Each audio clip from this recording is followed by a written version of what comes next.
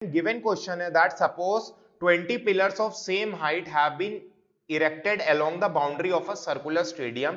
If the top of each pillar have been connected by beams with the top of all its non-adjacent pillar, then the total number of beams is.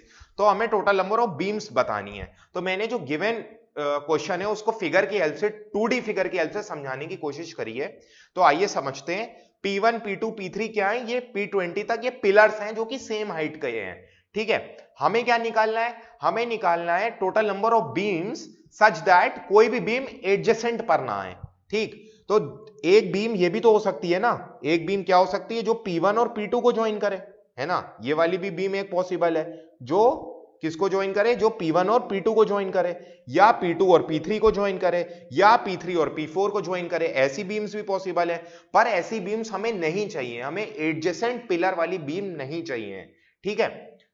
तो possible case क्या हो जाएंगे? Total cases कैसे अपन लिख सकते हैं? Total case होंगे अगर मैं 20 पिलर्स में से कोई भी 2 पिलर सेलेक्ट कर लूं, तो इसमें तो वो केसेस भी आ जाएंगे ना जब P1 और P2 सेलेक्ट हो रहे हो.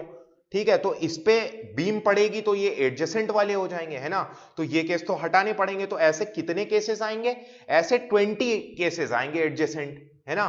टोटल 20. P1 P2 को ज्वाइन करे, P2 P3 को, P3 P4 को, P4 P5 को, P5 P6 को. ऐसे 20 केसेस आएंगे. बेसिकली 20 पिलर्स हैं तो 20 एडजेसेंट बीम्स डल सकती हैं. तो टोटल 20 माइनस कर सकते हैं, करूंगा 20. ये क्या रिप्रेजेंट कर रहा है? ये रिप्रेजेंट कर रहा है 20 adjacent. 20 is representing adjacent beams. तो ये हमें माइनस करनी पड़ेगी. 20C2 क्या है? 20C2 रिप्रेजेंट कर रहा है टोटल नंबर ऑफ बीम्स, है ना. Total number of beams. इसमें से हमें केवल नॉन एडजेसेंट वाली चाहिए. तो 20C2 में 20 को हमें माइनस करना पड़ेगा.